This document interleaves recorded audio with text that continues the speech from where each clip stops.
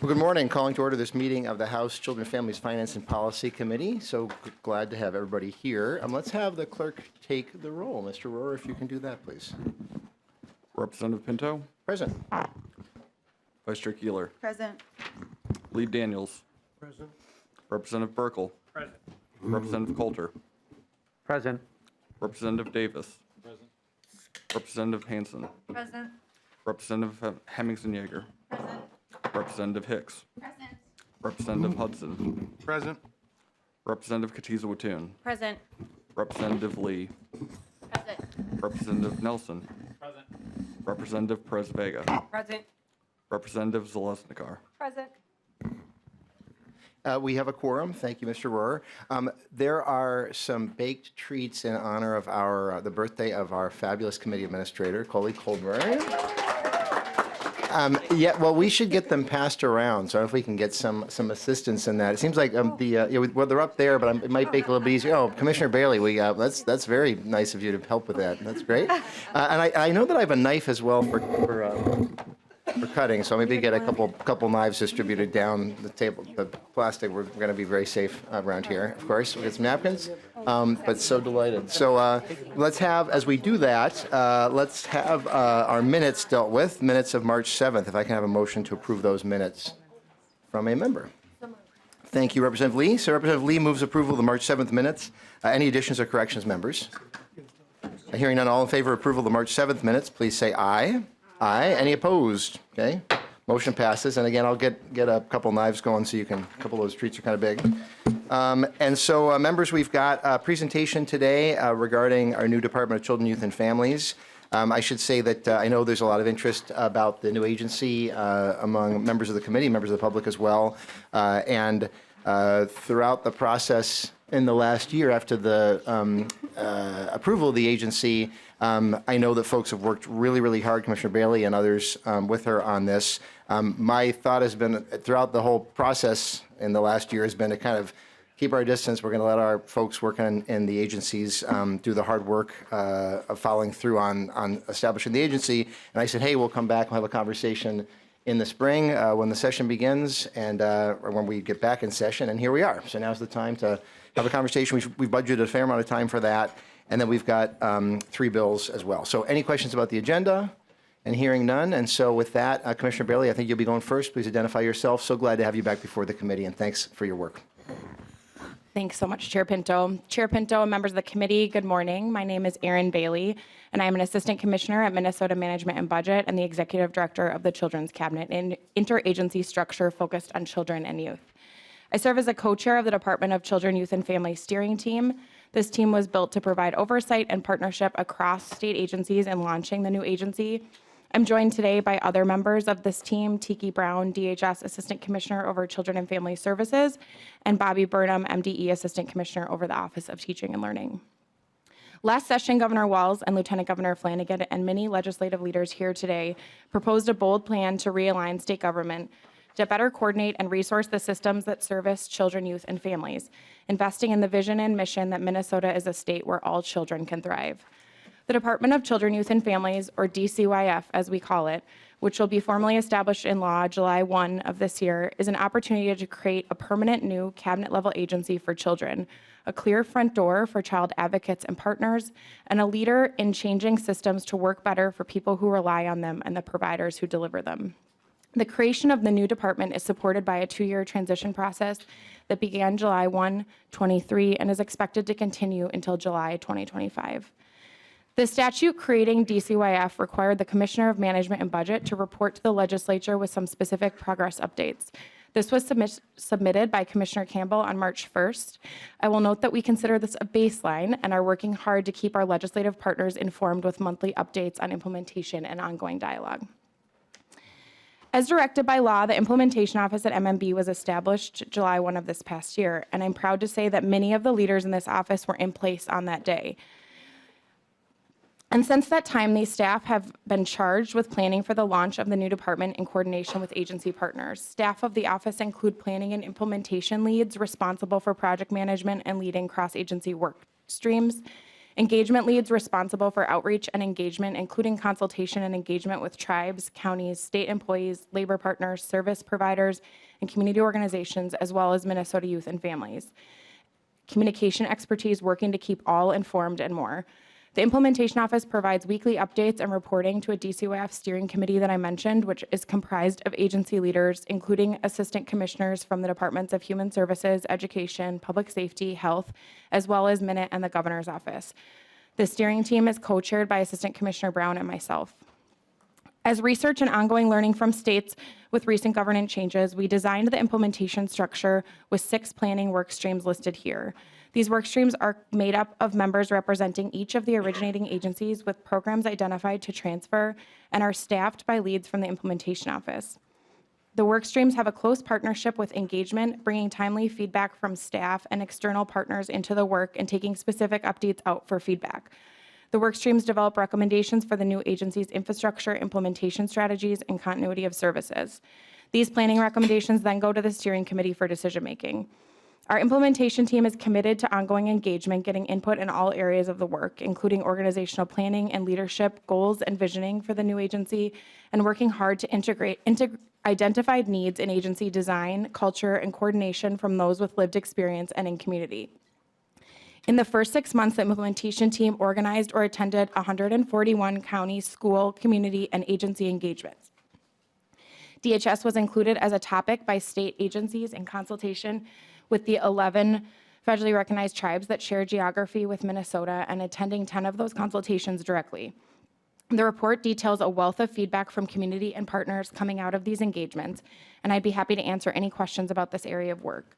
Due to the scope and multitude of engagements, the team has organized feedback into the following categories to help channel and incorporate what is heard. I'd like to. I am just going to note for folks that in addition to the slides being in the packet and posted, the report itself is both in our packets and also posted online for members of the public and members of the committee as well. Sorry to interrupt. I just want to make sure that folks knew that. Please continue. Thank you. I'd like to highlight just a few of these key themes from engagement, noting that the report includes much more for you to review as we work to center family and community voice. The themes include families face challenges navigating the programs they need, including state-level systems with limited knowledge of resources available to them and complex compounding challenges. The early care and education workforce needs intentional, coordinated investments in their capacity to deliver high-quality services. State employees consistently elevate the need to collaborate within and across agencies to reduce silos. Tribes have many grants, contracts, and programs to manage, and DCYF creates an opportunity to organize around tribal relationships and contacts rather than expecting tribal programs to navigate them. Counties want to be seen as partners and want simplified service access to make programs easy to navigate for families. There's a strong desire from community partners, advocates, and families for DCYF to have a visionary leadership at its helm, focused on realizing long-term, more equitable outcomes for children and families we serve, and being responsive to those hoping for new solutions. This is only a brief overview, but these themes of alignment, navigation, and coordination have been echoed across many audiences. Our engagement is not done. These efforts will continue throughout the transition period as we build the new agency in partnership and build a platform and culture for ongoing partnership in the new agency. Through engagement, we have developed recommendations for DCYF to implement its work with families and partners, including all of us here today. I want to highlight the areas where the legislature requested specific recommendations. The establishing DCYF statute required recommendations for an advisory committee that includes tribes and counties. At a high level, these recommendations include establishing an intergovernmental advisory committee and to invest in county engagement. This would focus on partnership of service delivery for each and every Minnesota child, youth, and family, with tribes participating as they wish. And DCOF will ensure regular tribal consultation in addition to any such body that might be created. The statute also required recommendations for improving service coordination and delivery for families with children with disabilities. Between July and December of 2023, often in partnership with our agencies, the Implementation Office organized or attended 29 meetings, or roughly 5 convenings per month, with more than 700 early childhood special education professionals, members of state advisory councils and boards, leaders from, and staff from disability and mental health organizations. Recommendations developed through these engagements include DCYF leaders must be dedicated to elevating the needs of children who have disabilities and coordinating within and across agencies. Families face challenges navigating state-level programs and systems with limited knowledge of the resources available to them. There needs to be greater visibility at a state level for families with children who have disabilities and mental health needs, and a clear path for DCYF for integrating disability services across agencies and systems that service them, including child protection, early education, and children's mental health. Enhanced investments in special education teachers to strengthen a diverse, professionalized, highly trained workforce, and proactive, intentional communication with parents and families about early intervention services available to them. Built on this engagement that I described, I'll transition to talking about the implementation, planning, and actions. In partnership with relevant agencies, we have efforts underway related to organizational structure, staffing, financing, legal, IT, and other aspects of launching and administering the new agency. I will highlight some of these key activities and progress made to date in areas you see on this slide. As a reminder, the DCYF statute allowed for program transfers within a one-year period. One of the first tasks was to engage deeply on a planning timeline. This was announced in October, incorporating legislative guidance, planning and consultation with originating agencies, and community feedback. The divisions and programs scheduled to transfer on July 1 include the Children and Family Services Administration from the Department of Human Services, programs from MDE Early Learning Services Division, and some central operating functions where it is possible and recommended. The administration plans to transfer Help Me Connect from MDH January of 2025, and the remainder of identified programs on this slide, including staff, resources, and program operating functions, to transfer July of 2025. Planned program transfers may be delayed or canceled to prevent service disruption, ensure adequate infrastructure is in place for program success, and to accommodate federal approval timelines. As a reminder, this is a high-level list of divisions and programs identified to transfer. A more detailed list was included with the report and is also available on the Implementation Office website. We know that space was an area of interest from some members of this committee. When DCYF is established on July 1, the new agency will temporarily be housed at 444 Lafayette Road, a building currently leased by the Department of Human Services. The DCYF executive staff will work with the Department of Administration on a long-term office space for the agency. The organizational workstream has developed a high-level organizational structure based on an extensive input process. The planned 4 high-level program areas include family well-being, which would include economic assistance and employment supports division and child supports divisions, early childhood, which would include child care services, early learning services, and Help Me Connect, child safety and permanency, and youth services and economic opportunity, which would include the Youth Justice Office, Office of Restorative Practices, Office of Economic Opportunity, and the After School Community Learning Grant. Thank you to the many advocates, staff, and other leaders who weighed in and influenced the structure. To this point, I want to share a few engagement themes, specific requests heard in community related to DCYF structure. DCYF needs leaders charged with coordination around mental health, children with disabilities, Black children and youth, family and community navigation of state programs. The agency needs an equity office, a tribal policy office, and input has suggested the DCYF commissioner add an office of innovation, which would include data evaluation, research, strategic planning, integration of work, collaboration, and coordination across the agency. Related to staffing and leadership planning, the implementation team created a comprehensive human resource plan and is working through key action steps. Knowledge transfers funded in the enabling legislation for positions will help facilitate the transfer of complex roles and tasks to a new agency while maintaining the institutional knowledge when the transition is complete. The implementation office is in the process of finalizing DCYF executive positions, which will be posted in the coming weeks on the Minnesota Careers website. Staff transition planning, including an onboarding plan for employees and leadership recommendations for staff training, development, recruitment, and retention, and HR policies and procedures. All employees identified to transfer to DCYF will receive at least a 30 days notice. As discussed during session last year, additional information and planning was needed to fully articulate the organizational needs related to DCYF and to ensure the new and originating agencies can thrive. MMB officials and agency partners have worked through a number of budget exercises to inform the design of central operating structures and staffing models for DCYF and create a detailed inventory of agency financial needs. This includes findings from a detailed analysis of other state agency central operating models. The implementation office and originating agencies have held a number of discussions with operational leaders to ensure that next steps are built on this expertise, knowledge, and experience of our teams.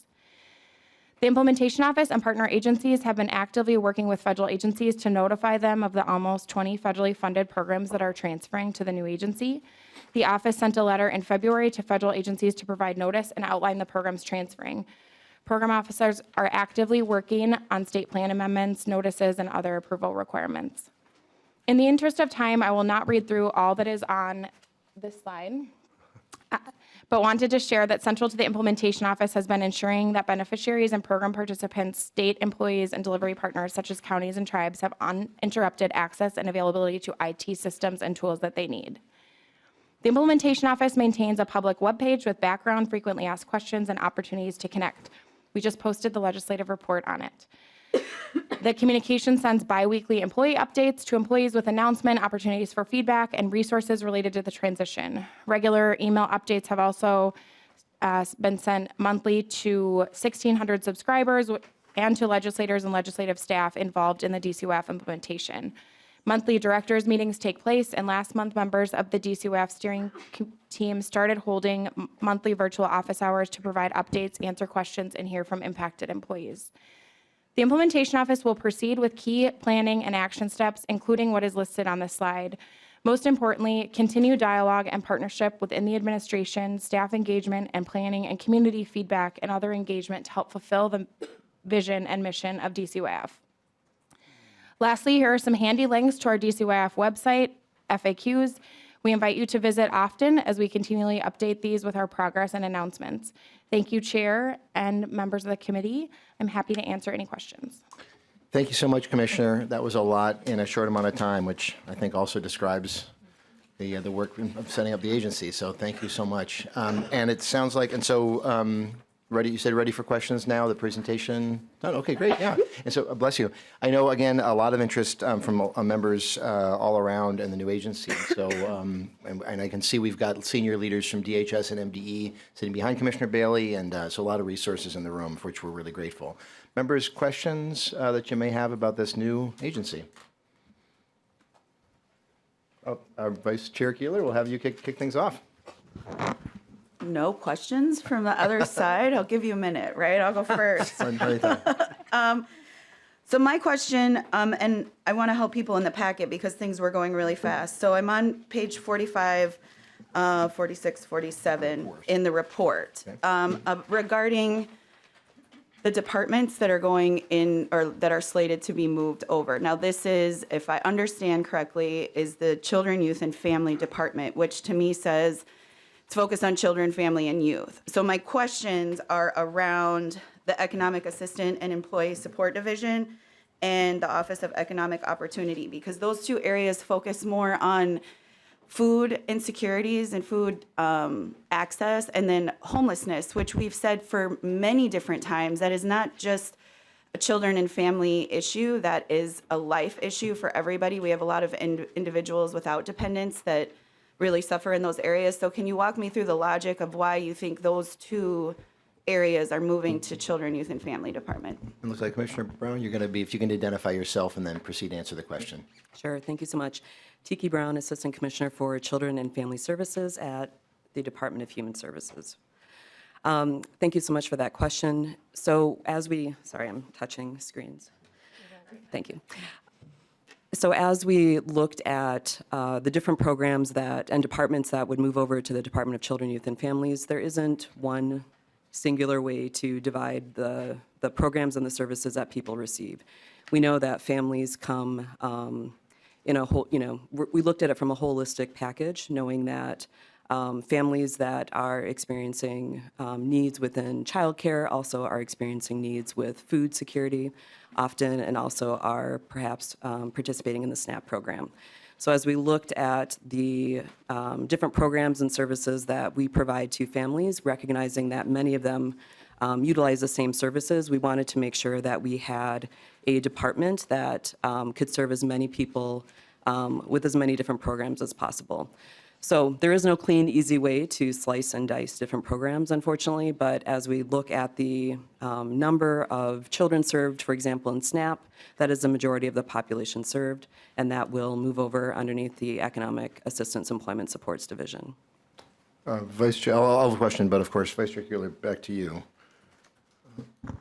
No further question. I just don't really love that idea. I mean, I think it's kind of reverse. I think that we have to look at it from a food insecurity and homelessness as its own unit that we're trying to approach, not that children and families sometimes happen to need food or sometimes happen to be homeless, because it misses such a huge population that we're actively trying to address. And I just don't think it's appropriate to change it to be in this area. I just want that to be known. Thank you. Thank you, Vice Chair Keeler. And a couple of questions from me relating to that. Commissioner, it looks like, I wonder if part of the answer is that these are currently inside of the Children and Family Services Division, and that whole division is moving over, which does not necessarily mean that the whole division has to, but is that, I mean, those programs are currently inside of the Children and Family Services Division, and it looks like on page 45, just sort of that whole division is moving over wholesale. But Commissioner, if you could talk about that. Sure, thank you, Chair. So as we look at Children and Family Services, indeed, every single component of my administration is moving over into the new Department of Children, Youth, and Families. Now, certainly, part of the population served do include adults. And again, as we look at how the services are delivered, the opportunities for alignment, separating that and making new ways in which the programs need to align with our county partners, for example, with our tribal partners, did not seem as efficient or as effective in delivering services. So indeed, Children and Family Services in its entirety will move over without any separation of any existing programs. And then related to that, can you also talk about the pieces left behind in DHS, which also very much tie in with providing economic supports for families? I mean, so anyway, can you just talk about that as well? Like, Sure. sort of what's being left behind that may relate a lot to food and housing insecurity and related issues? Certainly, thank you. So the Behavioral Health Division does have a housing component. Most of those housing services are tied to Medicaid. Medicaid is a core component of what is remaining at the Department of Human Services. So many of the programs and services that are remaining at the Department of Human Services are tied somewhat to Medicaid services, and the programs that are moving over to the Department of Children, Youth, and Families are less so. There are some linkages that will need to be maintained and that we will be working through. So, for example, in our MAXA system, as we provide services through MN Benefits, we have 12 different programs that families can receive services through. Some of those include general assistance, which will remain at the Department of Human Services, but the services and the help desk functions and all of the eligibility policies will remain as whole with the Department of Children, Youth, and Families. Okay. Okay. Commissioner Bailey. Yeah, Chair Pinto, I think Assistant Commissioner Brown did a great job of explaining this, but I think your point around sort of operational considerations and staff feedback and engagement and making sure that sort of divisions are able to come in whole to create continuity and partnership. Also, just say specific to that area of question, just want to acknowledge some specific feedback that we've heard from advocates and partners around a desire for that area to move. So happy to share and talk more about that as well, too. I think there probably is interest in that. Yeah. Because that's, I know that's an area that does terrific work, and we want to make sure. I mean, I will say that as I was looking into this quite a while back, it's like there's inconvenient lines, however you draw the lines, and we want to make sure the lines work as well as possible. And so it sounds like this is one area of particular interest. So yeah, I guess we really would like to hear more about that and discuss it more as well. So thank you. Questions, thoughts? Representative Coulter, you're up next on the list. Good, we finally have some hands up. Thank you, because we budgeted a lot of time for this. So Representative Coulter. Thank you, Mr. Chair, and I think this would be a question for Commissioner Bailey. One of the primary reasons that I supported this move was just to make it easier for families to sort of navigate the process, navigate the system. And I will confess I have not had a chance to read the entire report yet, but in my sort of brief paging through it, I didn't see a lot of detail. So I'm wondering if you could just speak to a little bit to sort of the steps that are being taken to, for lack of a better phrase, not repeat the same mistakes and sort of address some of the concerns that have arisen and sort of, I think, were the impetus behind creation of this new department and branching off these services from DHS and MDE and so on. Commissioner Bailey, I think the question was too. Yeah. Yeah, Chair Pinto, Representative, and happy to allow my colleagues to chime in too as well. I think one of the ways that we have been working hard to hold that front and center is to be working really closely with our county tribal education partners who are providing and delivering those services directly to families, and understanding how do we work in partnership to make sure that we are the best, strongest partner in building state policy, budget, decision-making that provides for seamless delivery, navigation, and not putting, working hard to make sure that that partnership allows for stronger navigation. I think there are a few ways where we're in places where we're providing those direct services, and other places where we are really depending on, as a county and tribal administered state, those partnerships.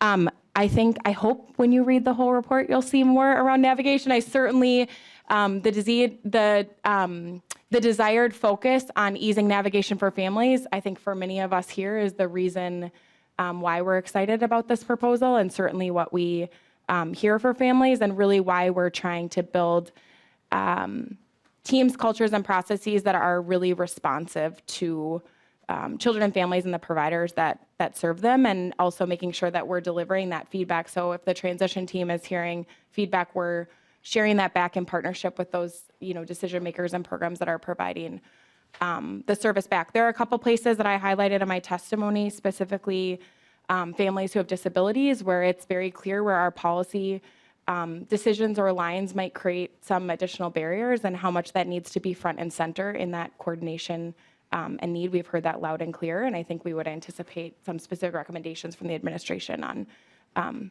improvements to that. Representative Coulter? Yeah, thank you. The only thing I would add is that I hope once the new department is up and running, that partnership continues. I think this needs to be sort of a continuous conversation and just thoughtful process about how we engage our local partners. Thank you. Thank you. Representative Zolizar, you're up next, but I'm actually, given the mentions of kids and families with disabilities, I may go to Representative Hicks because I suspect her questions relate to that, and then go to you if that's okay. I mean, that's the order. So Representative Hicks will go to you, and then to Representative Zolizar. Representative Hicks. Thank you, Chair, and thank you so much for highlighting that piece. I know we've been in constant conversation, and I'm really excited to see what those recommendations are, and I hope that I can be, a partner in that work. I do want to just take a moment to sort of highlight again, for like the bazillionth time this session, that kids with disabilities and adults with disabilities are some of the biggest users of our services. They are the biggest demographic in child welfare when we talk about children. They're the biggest demographic when we talk about, literally to get general assistance, right? As an adult, you have to have a doctor say that you're unable to work, right? So they are the biggest user in SNAP. They are the most food insecure. They are more likely to be food insecure than any other demographic. So when we talk about splitting the agency, we aren't just talking about children. We are talking about some of the largest users of our financial welfare services that are also moving. And so, but all of the services that are going to help them overcome those needs that are sort of landing them in that precarious situation, right? The housing supports, the waiver supports, the case management supports, the Medicaid supports, the competitive employment supports through the waivers, like all of those things are going to live in the other agency. And so I think it's just really important that we do not lose that piece, because if we make it harder for folks to get their needs met, they just won't get them met. And we will spend more money in different places. Just again, highlighting, that out-of-state placement of kiddos with significant disabilities and how much money we're spending. And that money is county taxpayer dollars. And it is millions of dollars every single year. And those kids are in your system on your side, right? Because they're 260. But when they move, when they go out of state, and they are receiving intensive residential treatment services, if they do not transition back with a case manager, with a certification of disability, with supports and services in the home to prevent another significant hospitalization, we just continue the cycle. And those things can't happen if we are not working as partners on the state level so that our counties can work as partners on the local level. They do a great job coordinating, but they need support from the state agencies to do that effectively. So I'm really excited to hear what the proposals are. I will get off of my soapbox. But as we've talked about a lot of times, people don't live in silos. And I think Representative Keeler really highlighted that this morning as well. People don't live in silos, and we need to make sure whatever we do doesn't make silos for people. Thank you. Maybe Commissioner Brown, Commissioner Bailey, anything you want to say about that right now, or we can save those comments for the end at all, but important. Yeah, looks like agreement. Okay, we'll keep going to Representative Zeleznikar then, and appreciate your patience. Thank you, Chair, and thank you, Commissioner Bailey and Commissioner Brown. My question is, it's 2024, and we have construction going out here to build this new state office building because we need IT, and we need different services. That's the purpose of this construction project for this building. My concern is when I listen to this delivery for this new department to have responsive teams, I think we have 87 counties across the state, and I represent a really big county, St. Louis County, and after working with counties for 30 years of my career, we have an IT issue, and I've seen that be talked about. This SSIS system is how we process disabilities, and it's how we process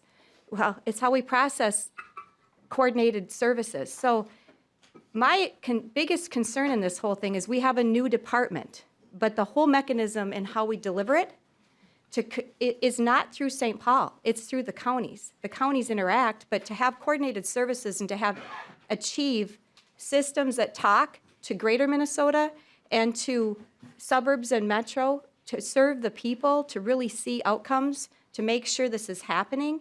We have, I think, allocated $20 million for this new department, and we have an unmet need of, I think, $60 million. I'm going from committees for this IT program that is essential to deliver the very thing we need to make sure services are in place. So I'm kind of just hung up on how is this going to be a better delivery for children, for families, for what I know is the intent and the goal. But I just don't see how this is going to happen in reality for greater Minnesota when we have a 25-year-old IT system that is absolutely fundamental. Do you see, how are you going to achieve the efficiencies that mean the families and the children are going to see a different experience than today without the IT system in place? And as you're referencing the SSIS investment we've been talking about, and certainly something I'd love to make progress on if we can, maybe you can talk about kind of engagement with counties and how to effectively meet the needs of kids. Commissioner Brown or Commissioner Bailey? Commissioner Brown, looks like you're... Oh. Yep, I can take that first, Representative and Chair. Okay. Thank you so much for that question. I think, IT certainly, you're absolutely correct. Our IT systems are, many of them are very old, and SSIS is a good example.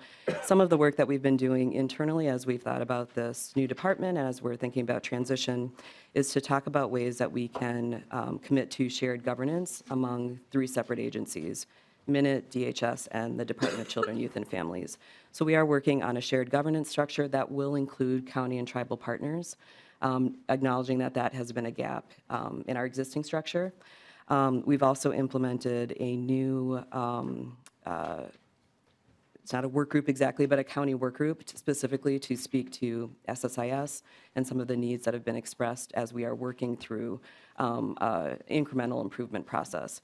So I think the needs that we have heard from counties and from tribes have been a lot around our governance structure and how we can put in place a process that doesn't require many different meetings that aren't actually moving towards some shared solutions, and I think we're well on our way there. We've also hosted a variety of meetings with county partners, including council members, and some of the advice that they have given us and some of the conversations that we have had are also looking in ways we can utilize our technology solutions in new and different ways. So while we don't have, I would say, a path designed quite yet, we are well on our way. So as we finish this implementation from, into July of 2025, we will have a strong governance structure that will help address some of the concerns that you have raised. Commissioner Bailey? I think, Yeah, Chair Pinto, if I could just add, I really appreciate the question, Representative.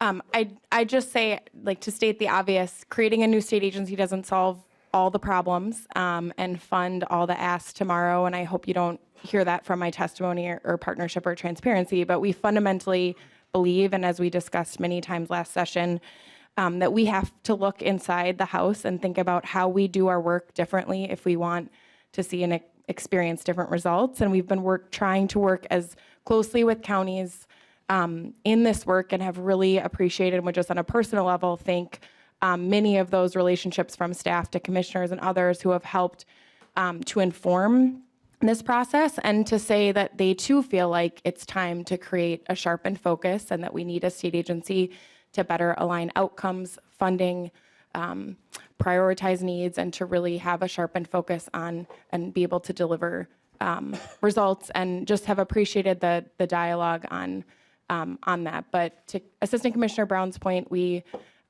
very much appreciate your point and prioritization, and would hope that the agency is one piece that continues to allow delivery and prioritization of systems that our children and families and county partners really need. Yeah, and back to you, Representative Zelazny.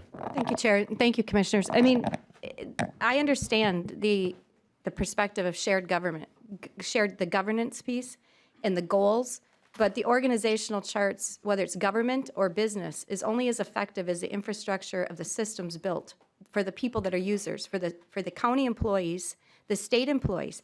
If they're going to have a better experience, they have to, you talked about having different results and identified this gap. The gap is IT.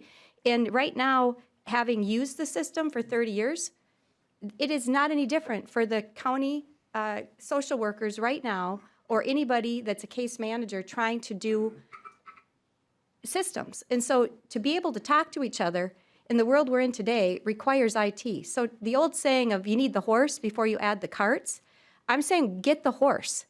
Get the horse and make sure the horse is solid, because the org chart's going to be pretty and sexy and all these things. But if it doesn't deliver for the children, we haven't accomplished anything. We haven't changed anything.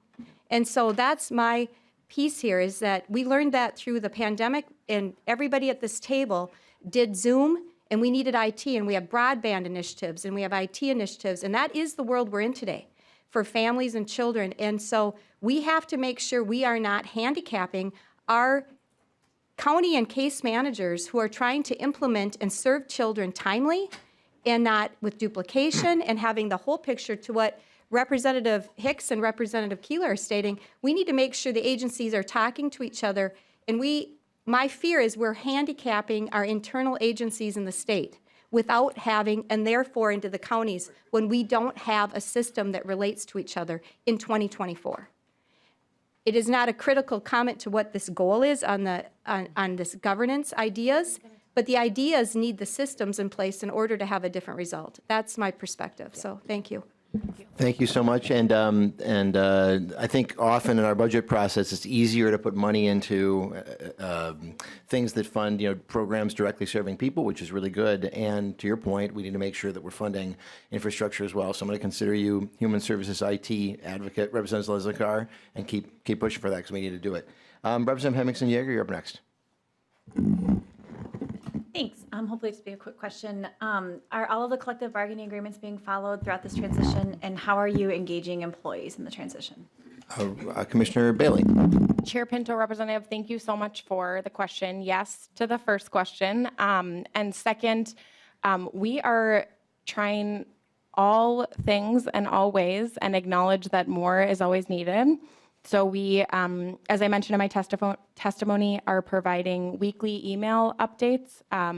I know some agency partners have asked to own some more specific engagement. So Assistant Commissioner Brown and other leaders at Department of Human Services have done regular town halls with employees. Assistant Commissioner Burnham behind me has done kind of similar pieces, much smaller sort of amount of staff. We started, as I mentioned, virtual office hours for folks to drop in, ask any questions. We've started informal kind of gatherings and sort of culture building that we're trying to, a happy hour. We hold monthly directors meetings. So those are directors of both the program areas as well as operational areas, and try to bring both content, but then also are trying to work to build a community of practice. And then some group of leaders have come to us and said, we really want to spend more time building partnership, teamwork culture, thinking really specifically about the new agency. And so more recently, we've started some specific work that's really dedicated on creating that space for them to help build at the director level culture building and leadership support for them. I'm probably missing some things, but always open to more and different feedback. I don't know if you want to add anything since you're here. Commissioner Brown? One other one, we've also started lunch and learn sessions, which is an opportunity for staff of all the impacted agencies to come forward and share information about their programs. And that is one of our strategies to help break down silos and ensure that people understand the different programs that are coming together and find ways to work together in different ways. Can I just add one more? Commissioner Bailey? Chair Pinto, thanks. Yeah. I just want to acknowledge, and should have at the beginning, that any sort of governance or organizational change like this is extremely stressful for employees. Many employees are in programs where they sort of know that they're moving, and then there are operational areas where that is not clear yet, and we're working through those decisions. And I just, we truly care, and I think in a point where there's many workforce challenges and staff are working to implement many programs, it's something that we truly are worried about, care a lot about, and acknowledge that this is an added layer of stress to them. And so very open to continued feedback, what you're hearing, and truly thinking about recruitment and retention in that process of our work. Back to Representative Henderson-Yeager, if you're... Thank you. Thank you. That all sounds great. It's all, to me, I hear a lot of, this is what we're doing. We're sharing information. We have emails, which I think is great. For someone like me, I just like to take it all in. I know there are some people, though, now that we're transitioning, this may be a really great opportunity to start asking our frontline people and the people doing the work, how can we do the work better? And this just seems like a really opportune time, and I hope that those discussions are happening, and whether it's through work group or meet and confer process, to kind of get the people doing the work to help do the work better, because they know this in and out better than anybody else.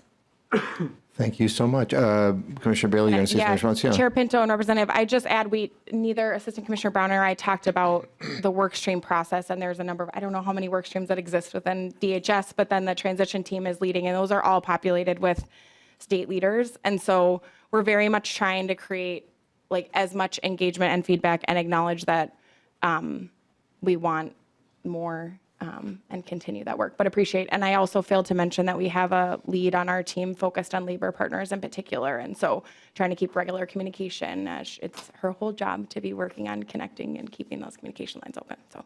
Okay, thank you. And so now we are starting to get a little bit tight on time, but it's okay. Representative Katiza-Rattoon, we'll go to you. Thank you, Mr. Chair. Thank you both for being here. I'm so excited about this transition and the work that you and your teams are doing, and I just want to express my gratitude for how hard you are all working at this. I'm also really pleased to see the amount of community engagement that has been done in a variety of different areas in the report. I think that, so in particular, my work with DHS in the past, we dug into the participation of foster youth in early childhood education programming, and that's something that we're still trying to work at, right? And I think with respect to all the things that are happening within the transition, not to put added burden upon your plate, but I do see so many opportunities for streamlining as we move forward into DCYF, and I think one of those things actually would be the improvement or expansion to a new software system for SSIS, et cetera. And I think that once we have a clearer idea of how the systems need to talk to each other in formation of the new department, and then how that new system can more effectively work with the existing departments. I think that would be really something that we should consider in terms of a financial ask, a fiscal request down the line, so that we can get that information from the department and really talk about creating or obtaining a system that can do what we need it to do. So I'd be happy to hear any thoughts, but I just wanted to share what was rattling around in my brain and to say thank you for all that you're doing. Anything briefly on that, Commissioners Brown or Bailey? Okay, keep on going. Okay, good stuff. Representative Zlotnikar, you're on the list again. Do you have something real quick, if you don't mind? Okay, yeah. Yes, Representative thank you, Zlotnikar. Chair. Thank you, Commissioners. When I look at page 27, it's highlighting telework for the agency staff, which I can understand that. It looks like there's some IT being thought through. The employees feel strongly maintaining the ability to telework from home for this hybrid thing, which is currently an issue many employees want, which I understand. I think the thing to note is, on page 19, when we're talking about the county engagement, those workers are not able to work from home. They're in the field at a home or at a school or in community. And so these devices and all the things we're doing, they have to be able to chart and do. And so I don't see a lot of, when I look at page 19 and 20, I don't see a lot in the county and school district section that talks about the IT and how we're going to interface together in a more efficient, effective way. So I would just reference some pieces of that to be noted, because I'm hearing that from the counties and I'm hearing that in school districts. How are we going to serve the children more efficiently, and people with disabilities and adults and families without having better systems? So thank you. Thanks for that point. So we'll have Commissioners Bailey and Brown, any final questions or final thoughts that you may have for us before we move on to other bills? We really appreciate your work. But Commissioner Bailey? Thank you so much, members of the committee and Chair Pinto. Yeah, thank you, Commissioner Brown. Thank you as well. I see Assistant Commissioner Burnham sitting behind you, and I'm grateful for her work as well. Thank you so much. This is an ongoing conversation, members, and we've appreciated having this, but I know these folks are open to further discussions, and let's keep in touch, because this is a big deal for our committee and for our state. Thank you so much. We'll have Representative Coulter, if you can head up. We've got two bills up that were heard previously, members, that we're going to be considering now. Representative Coulter moves House File 3721 for re-referral to the Committee on Education Finance. And members, you'll recall maybe 2 weeks ago now, I think, that we had this bill up. And you do have a DE2 amendment. Representative Coulter, if you can just remind us about the bill and then move your DE2 amendment if that's what you wish to do. Excuse me. Thank you, Mr. Chair. Yes, the bill, House File 3721, would allow the use of the school age care levy for, in essence, school age care programs that serve younger students as well in districts. That's the sort of the short version. And then, yes, I would move the DE2 as well. Yeah, if you could, so you're moving the DE2, Representative Coulter moves the DE2, and if you could just explain to us what is in the DE2. Certainly. So the D2, I would say basically has sort of two primary components. And if you're comparing House File 3721 as introduced and the DE2, you'll notice on the original bill, lines 1.8 through 1.14, there's some language there, in essence, giving the language as written gives districts the authority to serve younger children. And that basically is replaced by the change that's made now on lines 1.4 through 1.9, really, of the DE2. And I think this really does get more closely at what the intent of the bill was, which is to say that these are programs that currently exist within districts. This is not sort of a new program that's being established, and just clarifies that school-age care programs are serving children that are enrolled in the district through grade 6, rather than sort of establishing a new program that might bring in new children. And so that, I would say that's the first piece. And then the second piece, if you look on the DE2, it's lines 2.23 and 2.24. This was where we very much got into the weeds with a lot of talk about math and numbers last time this bill was up, but this is the equalization factor. We are still working to sort of get a more exact, I would say, estimate of what that equalization factor will be. But we wanted to put something close to an estimate in the bill before it got sent to the Education Finance Committee. Okay, and I guess that area of 2.23, 2.24 in the DE2 will end up being kind of an education finance issue in the end anyway, so we'll be sort of sending that on. Okay. So members, discussion on the DE2 to just put the bill in the form the author wishes, and of course we'll have a discussion on the amended bill. Not seeing any. All in favor of approval of the DE2 amendment, please say aye. Aye. Any opposed? Okay, so the bill is in the form that you wish. Representative Coulter, we had previously had testifiers, testimony, so we won't be doing that again on the bill. And then members' discussion on House File 3721 as amended, if any. Not seeing any. So Representative Coulter, I think you've gotten to say what you want to. Anything final before we vote on this 3721 as amended? Yeah, just quickly again, I know there has been some concern expressed about the bill, and I want to make sure that folks know that conversations are ongoing. They continue to happen.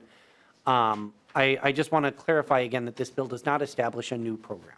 This does not require districts to do anything. It does not ask, beg, plead with districts to do anything that they are not already doing. All that this bill does is ensure that districts that are providing these school-age programs for younger kids have the resources needed to serve students with disabilities. That can take the form of a wheelchair for a student with cerebral palsy, or sensory materials for students with autism spectrum disorder, that sort of thing.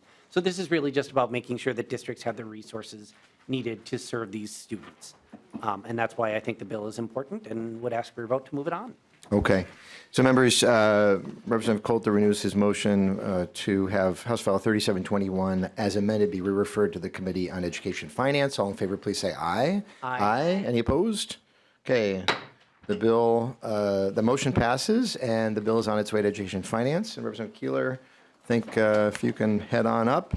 The next bill is House File 3469. And Representative Keeler moves that bill for re-referral to the Committee on Health, Finance, and Policy. And actually, I believe that bill, we had previously adopted the amendment that is in our packets as A1. I'm virtually certain that that happened. I can see Ms. Mock nodding. Okay. So in fact, actually, the motion from Representative Keeler, I believe, is to move House File 3469 as amended to for re-referral to the Committee on Health, Finance, and Policy. And we previously had public testimony on this. So Representative Keeler, if you can just remind us about the bill and anything you wish to say about it.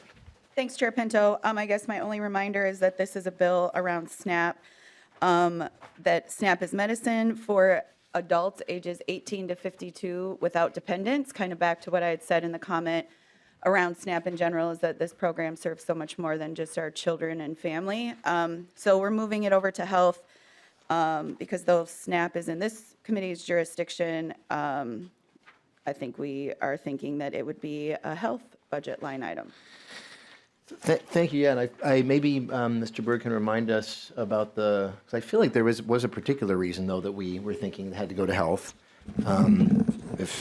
Maybe I'm wrong about that. Mr. Chair, it would, I'm not sure on this bill. There is a bill that's on the surface at least somewhat similar in Representative Newer's committee, which I think is being moved to the Health Committee later this week, although I think that's under discussion.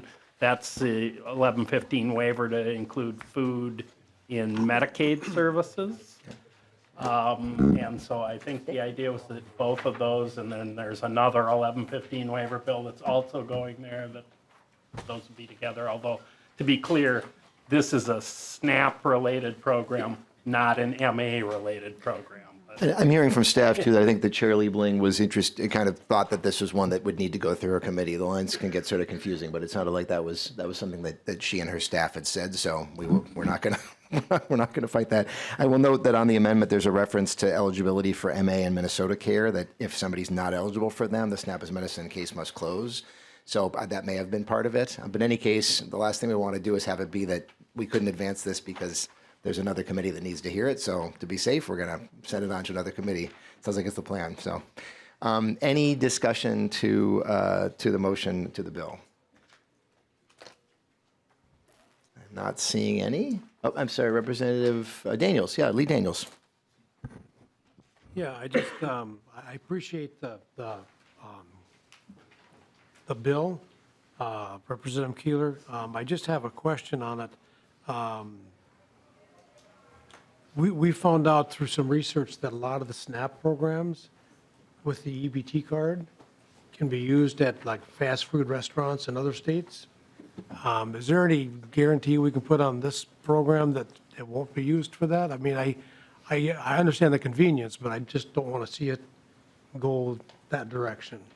Well, Vice Chair Keeler, thoughts on that?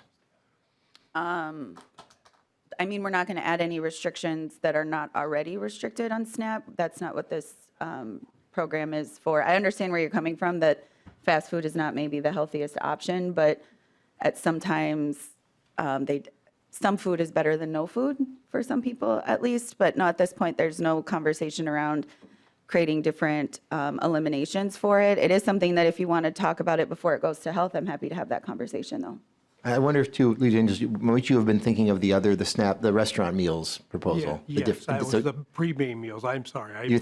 I think thinking of a different bill. Yeah, Okay, got it. my bad. But I'd still like to have the conversation of that open because there are other states doing that with the EBT cards. And I just want to make sure the people that need services and need the food get something that's good and healthy and not something that they're going to go through a drive-through for. Yeah, and of course, and Representative Keeler made the point about that as well. So it sounds like you're thinking of another bill. Sounds like Vice Chair Keeler, you had something else you're going to add? Yeah, I would just add, yes, and I know that we have a lot of farmers markets around the state that are doing double the amount so that, your money goes a little bit further for some of that local farm-to-plate food in our local communities as well. Yeah, great point. I mean, I think a lot of creativity you want to bring to bear to make sure that folks are fed.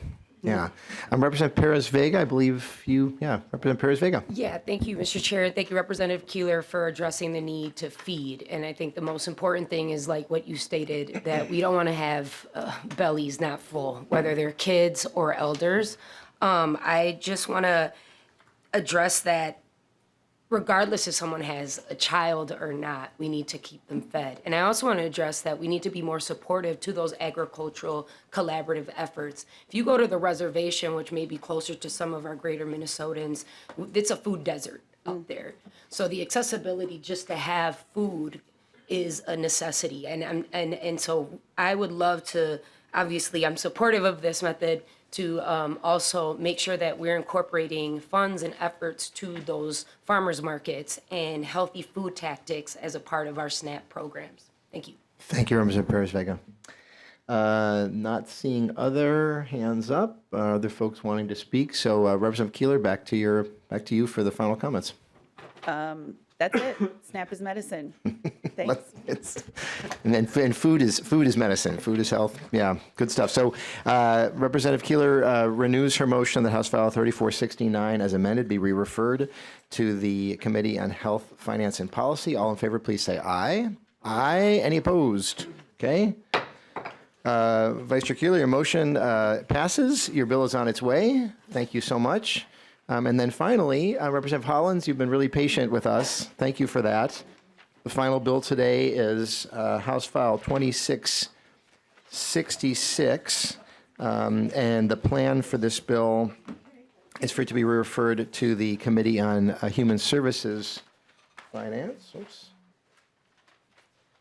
And as the Vice Chair settles in, I'll maybe ask her to move House File 2666 for re-referral to the Committee on Human Services Finance. So moved. Thank you, Madam Vice Chair. And then we do have an amendment, a DE2 amendment. Representative Hollins, if you can just maybe orient us to the bill and to the DE2. Absolutely. So the DE2 is just getting into the format we wanted. We made a couple of small changes and actually changed the appropriation amount. So but in general, this is a basic income grant program for the entire state of Minnesota, and it's a pilot program. Okay. And if I can ask Vice Chair Keeler if you would move approval of the DE2 amendment on behalf of Representative Hollins. I move the approval for DE2. Thank you. And so any comments or questions, members, about the DE2, just to get in the form the author wishes? Not seeing any. All in favor of approval of DE2 amendment, please say aye. Aye. Any opposed? Okay, that motion passes. So Representative Hollins, your bill as amended is before us, and please present your bill, and then we'll move to your testifier. Thank you so much, Chair, and thank you, members. I'm very excited to be presenting this bill. It builds on the successes and lessons that were learned from Springboard, the City of St. Paul, the City of Minneapolis, and over 80 basic income programs that are nationwide. The program would be dispersed as competitive grants to local municipalities, tribal governments, and nonprofits to create localized demonstration projects designed in partnership with local communities. The program would provide direct monthly cash payments of at least $500 for 18 to 24 months. These programs are targeted at Minnesotans receiving public benefits or with an income at or below 300% poverty guidelines. The bill also calls for creating a community of practice basic income cohort that will help guide communities through the design, startup, and implementation of their basic income programs and independent evaluation of the program's outcomes. I have several practitioners and participants of the basic income programs with me today, and I would like to have them give their testimony. Absolutely. Yeah, if you can please identify yourself, welcome to the committee, and then present your testimony. Thank you so much, Chair and members of the committee. My name is Laura Zabel. I'm the Executive Director of Springboard for the Arts.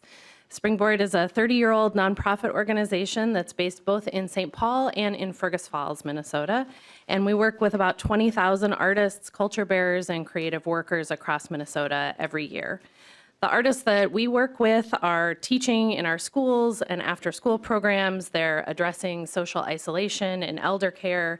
They're helping rural communities attract and retain young people for their workforce. They're creating a culture that defines Minnesota as a vibrant and desirable place to work and live and raise your family. This cultural work, a lot like caregiving work or other community work, is labor that we all know is vital to the health of our communities and our state, but it's also labor that isn't always compensated or compensated fairly.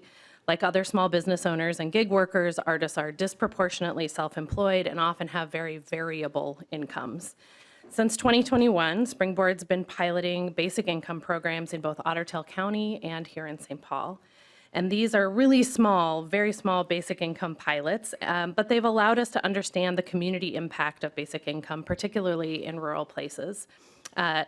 I've brought with me today 2 stories from folks in our rural basic income pilot in Ottertail County because it's hard for them to be here in person. So this first one is from Jess Torgerson from Fergus Falls, who shared this with me yesterday. Quote, I am a freelance arts administrator and artist based in Fergus Falls. In partnership with another artist, I make sculpture from found materials, making use of things that are being wasted to make art.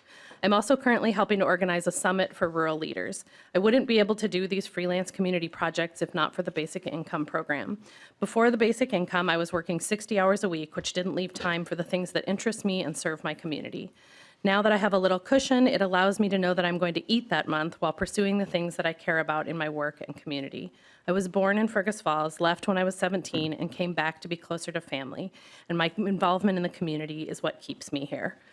I know some of the other guaranteed income recipients, and I know it has made all the difference in their lives, especially creating a peace of mind and freedom to create, end quote. Through these pilots, we've learned that even a small basic monthly income creates freedom. And Minnesotans use that freedom to explore what shared prosperity can look like.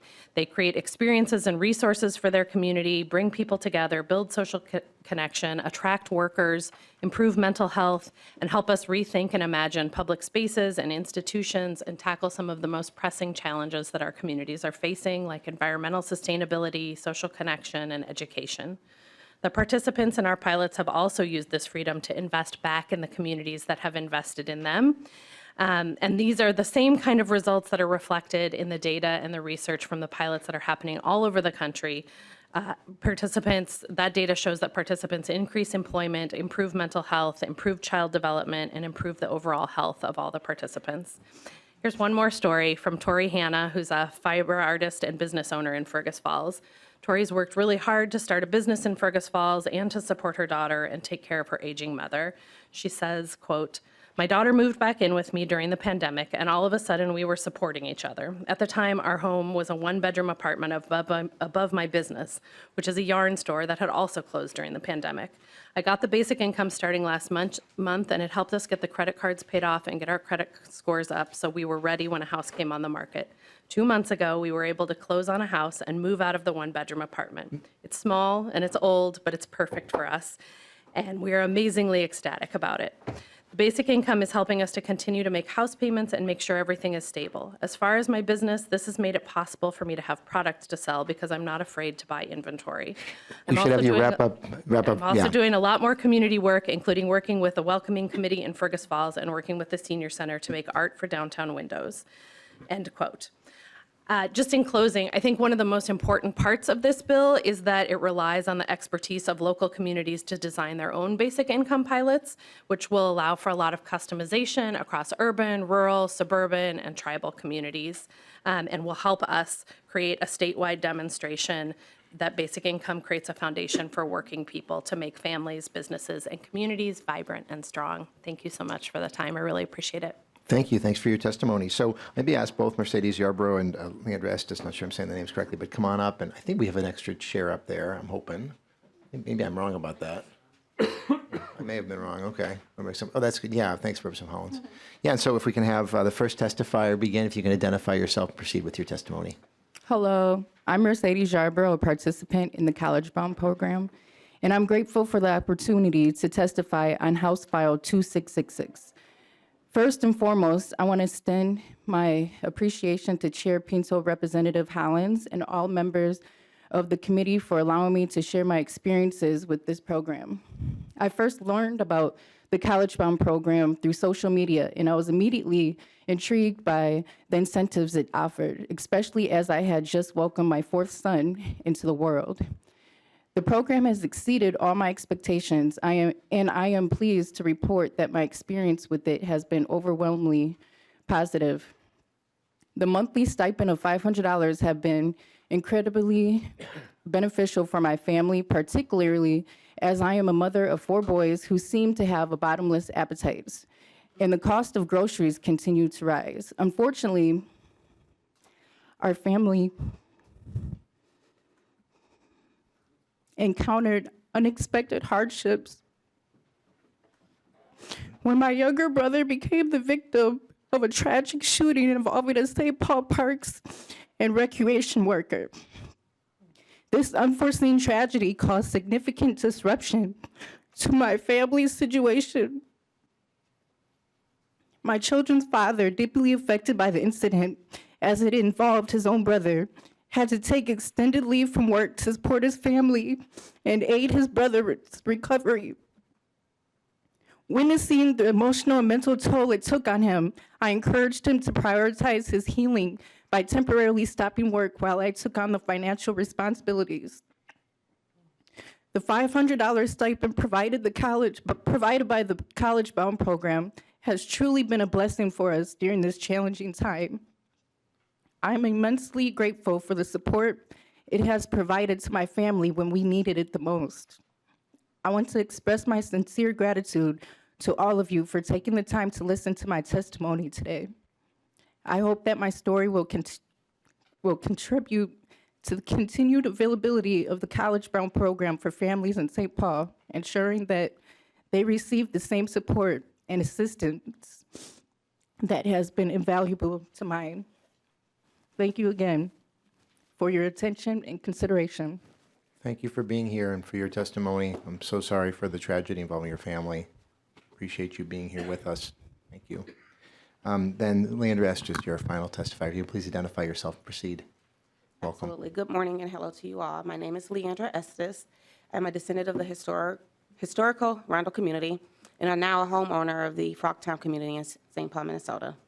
Thank you, Chair Pinto, Representative Hollins, and members of the committee, and thank you for this opportunity to listen to my testimony on House File 2666 and sharing my experience with the St. Paul College Bound Boost Guaranteed Income Program. Upon giving birth to my now 2-year-old son, I learned of the College Bound program. As an advocate for my children and for myself, I immediately took interest in learning more about College Bound. Upon navigating through the simple directions to enroll and through phone contact when I had questions, I was pleasantly introduced to College Bound Boost, a basic income program that guarantees $500 monthly payments. I now stand before you as a College Bound Boost parent, advocate, ambassador, and committee chair representative. Wearing these titles is my proud duty to serve as a link, recruiter, and educator to the program. College Boost has changed my life impressively. It has provided me with the means to save intentionally, something that I have not been able to do successfully since becoming a homeowner almost 5 years ago. College Boost has provided an emergency account and afforded me the ability to pay off childcare fees, to send my daughter to the HBCU college tour that's coming up this fall.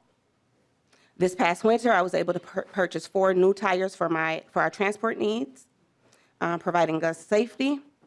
And most dear to my heart, College Boost blessed me with the affordability to purchase a large sofa.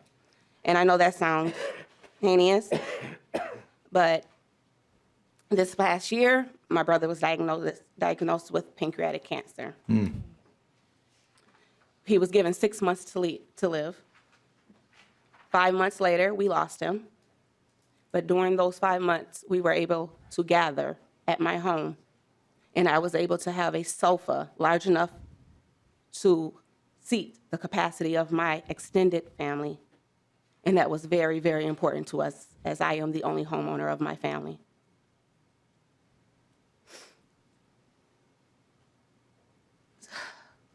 College Boost, in conclusion, has added security for my vehicle, security for my home, security for my children and our investments, and security for my family. College Bound Boost gives us individuals hope. It brings joy and security, and most of all, it has allowed us to believe that our dreams will become reality through financial support. Again, we thank you, Chair Pinto, House Representative Hollins, and thank you to all the members of the committee. And I'm very happy to answer any questions that you may have. Thank you so much. Thanks for being with us. Thanks for reminding us of the stability and dignity of having a sofa that you can gather with your family at a tough time. Thank you so much to both of you for your testimony. Are there any members of the public who wish to testify on the bill? Any additionally? I'm not seeing anyone. Thanks to both of you again. And so then we're going to move to member discussion and questions. Representative Perez-Vega.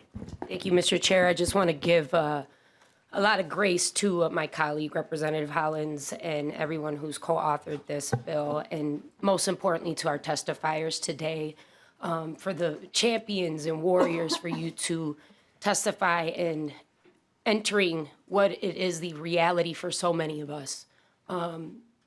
These are programs that are not handouts. These are programs that support the systemic injustice that we, especially women of color and mothers, face. That whether it's keeping the lights on and the power, whether it's awaiting for the services that have been delayed by the counties, by the city, that those little pushes, which should be a lot more, with everything that's been survived as women of color and mothers of villages to embrace. And I just want to say that I'm so proud of the programs and the Wilder Foundation and so many different advocates that have been providing these services in my district and outside of our district. And I hope that other members of the committee do support and emphasize on the grace that you provided today. Thank you. Thank you, Representative Perez-Vega. Representative Hudson. Thank you, Mr. Chair. Thank you, Representative Hollins. I don't want to waste the committee's time with a line of questioning regarding different aspects of this bill, so I'm going to try to summarize my concerns, and I'll allow you the opportunity to correct whatever misperception I may have. I think I know what this bill is trying to do, but I am confused as to the method that it's utilizing in order to do it. It occurs to me that if the idea was to provide something akin to either a universal basic income or a minimum income guaranteed, that we have mechanisms within the state in order to facilitate that. You know, we've got our Department of Revenue. They could identify those who meet an income qualification and then provide monthly deposits through a secure cash benefit system. Instead, what this bill does is it gets middlemen involved, including nonprofits. As I see it, there are no quality controls on those nonprofits. We're looking at potentially a situation where none of the lessons learned from Feeding Our Future have been applied. There's no measure to follow up with these nonprofits or their cash recipients to verify who's getting the money. In fact, you start looking around lines 227 through 32, and it very explicitly says that we must not require any other income, proof of residency or citizenship, or identifying documentation of any recipient. Once somebody is certified, which apparently just requires them to attest that they qualify, there's no requirement to recertify. That's in line 224. There's no guardrails to prevent kickback schemes from cash recipients to nonprofit staff, handpicking recipients for a price. There's no controls or limits on administrative costs. So you could have a nonprofit just pay whatever salary to its staff, justified through whatever reason they make up, and skim off the top that way. This program very explicitly would provide support to illegal immigrants or persons claiming to be someone other than they actually are.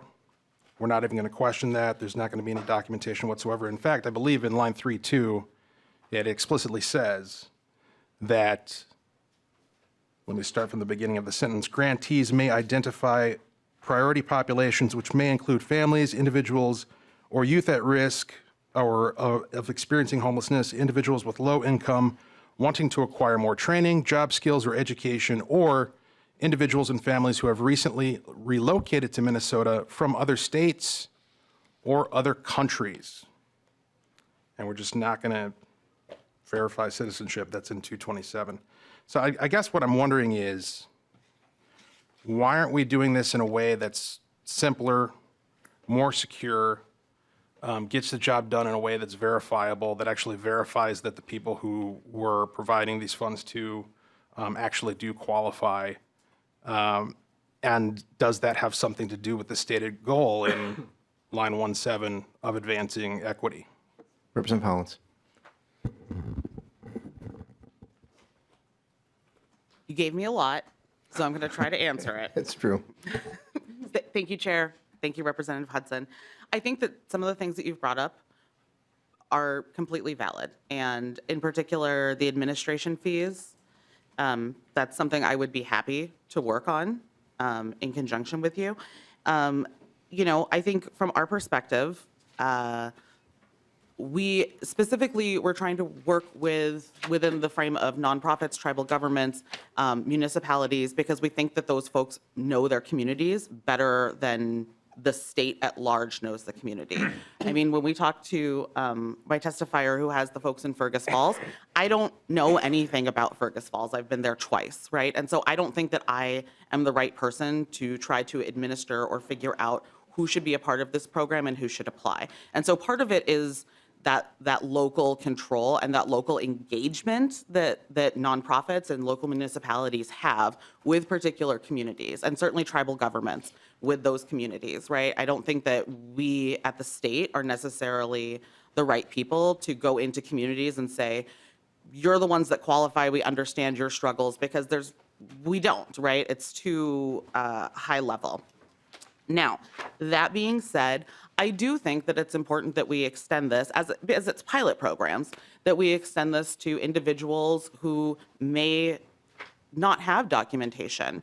And for that matter, I mean, so the city of St. Paul had one of these pilot programs, and we gave it to residents of the city of St. Paul. Some of those residents moved, right? With the money, they were like, I want to move to the suburbs. I want to have a bigger house with a place that can accommodate my children. And they still got to be a part of that program, because we truly believe that having this guaranteed basic income that comes in every month is important. And we want to see how that impacts community members.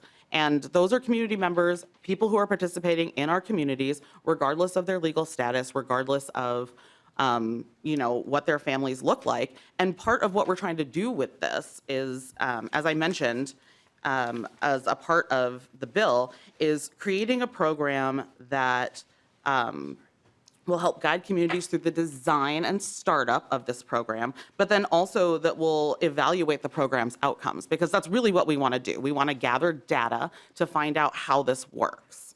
And I think part of that is gathering data from people who maybe don't speak English as a first language, maybe have different experiences, different education levels. All of those things are important so that we can distill that information and figure out how to best implement something like this in the future if we wanted to do something at a statewide level that identifies all the people through the Department of Revenue or something like that. So in my mind, it's important for us to actually capture all of that information and to engage with the communities as holistically as possible. Because the reality is, even if you are a recent immigrant or you're a migrant worker, you're still a part of that community, right? There are communities that are relying on these people to provide services within those communities. And for us to turn a blind eye to that and say that that doesn't apply is just not realistic. And especially when we're trying to curb things like crime, poverty, people, relying on less than ideal ways of obtaining money. We want to make sure that we're including everybody in that count so that we can be as holistic as possible. And I know that doesn't probably satisfy you, but I do think it's actually important and it's not a mistake. But on some of the oversight aspects of it, I would be happy to work on that. And I do think there's a valid point to it. Representative Hudson, back to you. Yeah. Thank you, Mr. Chair, and thank you, Representative Hollins, for attempting to digest what I threw at you. I think you and I could probably spend an hour and a half just talking about this. But I'll leave it to this, which is I'm still confused regarding the choice of methodology, even based upon what you had to say, for a couple of reasons. One, in terms of the data gathering, this is designed, as I see it, to not impact people's eligibility for other services. It's not counted as income and what have you. And so I don't know who the control group is. Like, how do we know that the reason why somebody had a certain employment outcome or economic income or housing income or whatever the case may be is because they got this, as opposed to any other factor that we're saying is not going to be affected by their receipt of this? That's just one question that I'll let lie for future discussion. And then the other aspect of it is that when you talk about empowering local communities to design programs that are specific to their populations, that concept makes sense. I don't see how it applies to the stated goal of this program, because what we're saying is that people who their household income is less than or equal to 300% of the poverty level, that they qualify. I don't understand what other factor needs to be taken into consideration to determine who gets it and who doesn't, which kind of brings me back to my whole point regarding using something like the Department of Revenue, perhaps a program that casts a wider net, even something akin to like a negative income tax, where we're just saying, listen, if you are suffering economic difficulties, we're going to come alongside you. We're not going to spend a bunch of time with a bunch of middlemen trying to figure out whether or not you deserve it. We're just going to meet that economic need. So some food for thought moving forward. Thank you. Thank you, Representative Hudson. Yeah, well, we've got a number of members in limited time, so just ask folks to be real focused. Representative Lee? Thank you, Mr. Chair. I will be quick. As a fellow St. Paul, I just want to amplify and uplift the stories from our witnesses today. The most important thing I want folks to take away is that, while Mercedes and Leandra, were direct beneficiaries of this program, they helped enrich their communities as well. And so, I want folks to understand that UBI is targeted to help individuals, but it enriches the rest of their community members, right? And that stretches far and wide.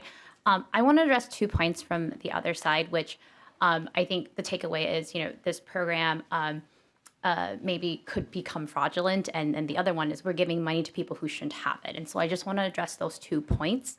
Every time we talk about feeding our futures, I think people should keep in mind this is a federal program, and our Minnesota State Attorney General, was the one who said, hey, we need to go after these people, right? So it wasn't a state program that the legislature here approved. And so I want to say we're a step ahead of the federal government. So we just want to make sure folks clarify that or understand that.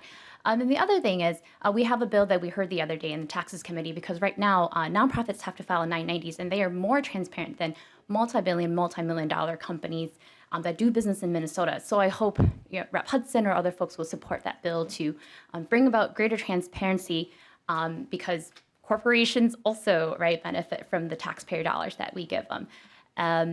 The other piece I want to emphasize is that I was a person who carried the ITINs bill last year, so I want folks to also walk away understanding that people who are non-citizens currently pay taxes to Minnesota.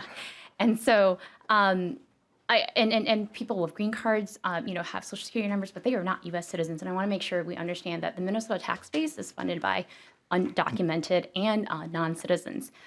So I give that back to the chair because I know we don't have a lot of time. Thank you. Thank you so much, Representative Lee. And I thank the testifiers, too. I'm going to ask the two of you, I think, to return to your seats if you can, and so that Representative Hollins can sort of be in the middle with the microphone. But thank you so much. One testifier had something to say. Is that okay? Oh, we're so tight on time. I'm so sorry, but I think we really do need to. So Representative Davis, will go to you as Representative Hollins, settling mill. And thanks again to all three testifiers. Representative Davis, to you. Thank you, Mr. Chair.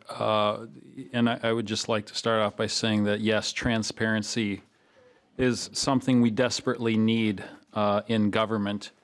So I just have a question. So someone gets enrolled in this program, they begin receiving the $500 a month up to 18 months, the way I'm understanding it. What if they get a good paying job right after they get enrolled in this program? Will the $500 immediately go away, or do they even have to report the extra income they're making now? Representative Hollins. Thank you, Chair. Thank you, Representative. My understanding is they do not. However, I will call on my technical assistance. If that's okay. No problem. Yeah, and I think we'll plan to go maybe 5 minutes over. I think we're allowed to do that, but we probably can't do more than that. So yeah, if you can please identify yourself and answer the question. Hi, yes, I'm Casey Wiedrick. I'm the Financial Capability Manager with the Office of Financial Empowerment for the City of St. Paul and manage the guaranteed income. Okay. So in the programs as they have been designed, if someone income does go up, they do not have to recertify, so they would continue to receive the payment. Okay, thank you, Representative Davis. Okay, well, this brings me to my next question. The $500 that they're receiving every month, and as Representative Lee pointed out, this is coming out of the taxpayer's pocket. That's where the magic money tree of government money comes from, is from the hardworking taxpayer. And right now, many Minnesotans are taking out of their income, spending 45% of their earnings on taxes right now in the state of Minnesota. And this program is definitely going to raise those taxes. But is there any accountability into how a person receiving this $500 a month, is there any accountability to how they're spending it? I think taxpayers would like to see the receipts. Okay, Representative Hollins. There's been a number of studies that have shown that cash assistance, UBI assistance, is something that actually works best when people get to decide what they are spending it on. And I'll give an example, right? You might say that, well, you need to be spending it on food or you need to be spending it on childcare. But one of our testifiers said, we need to spend it on a couch, right? And that's not something that we could have predicted, or tires for your car so you can drive your kids safely to school. And so because of that, there's been a number of studies that have shown that actually allowing people to decide how they spend that money is really important to help them get ahead. And furthermore, a lot of the folks who have been on this program have actually started saving so that they have a cushion so that if they lose their job, they have something to turn to so that they're able to, continue thriving even during that time period when they maybe don't have an income. And so for that reason, we are not looking at specific, this is what you must spend the money on. If you're talking about a report back on what they spent the money on, I don't think I'm necessarily opposed to that, because it would just be interesting to know also. But I think at current, it's really important to us that we keep it open and allow people to spend the money on the things that they feel that they need. And I'll note this bill, as written, would require a report on the efficacy and cost effectiveness of the program. Representative Davis, back to you. Yeah, I'll just, I have a lot more questions, but obviously we don't have time. I can just tell you that this program absolutely will be abused. Working at a drug and alcohol treatment program for 12 years, I've seen a lot of abuse with government funds being spent on people's addictions. And I can tell you from experience, this money is going to go to things like that. And so I would highly encourage us to have something in here that says, hey, you got to turn in some receipts on what you're spending this money on. We need more accountability. Thank you. Thank you so much, Representative Davis.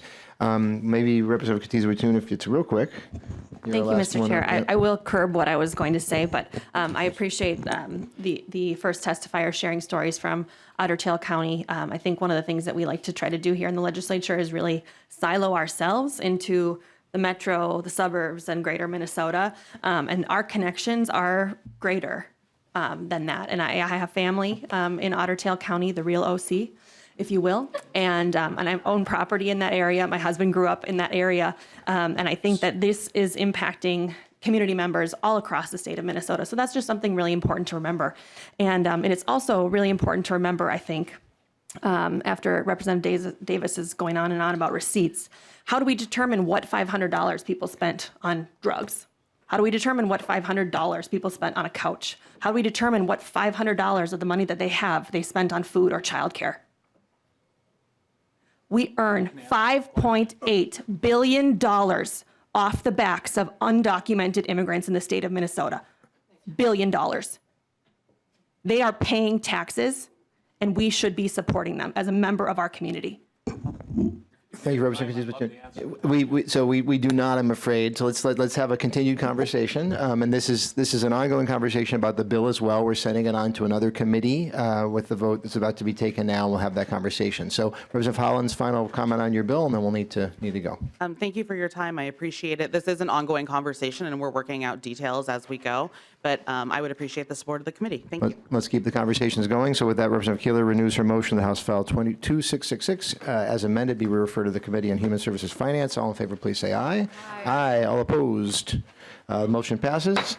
The bill is on its way. Thank you, members. With that, we are adjourned.